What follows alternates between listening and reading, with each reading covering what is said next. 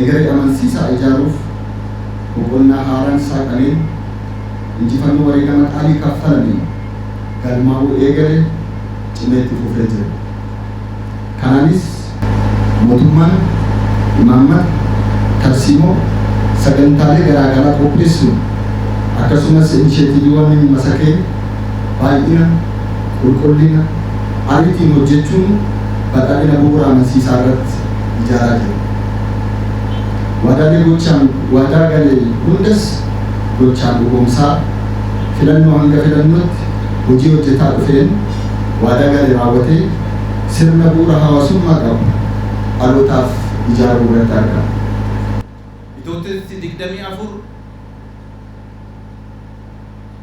rakkoo siyaasa, diinagdee fi hawaasummaa walxaxaa ta'een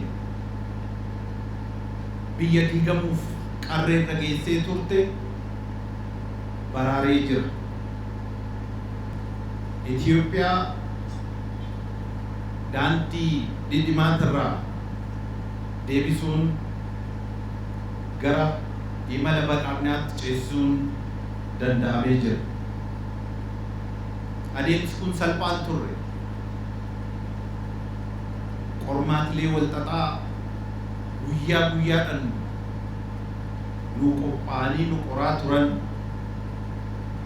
fuuldura dhaabbannee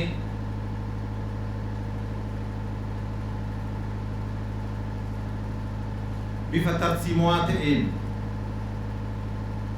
qolachuudhaan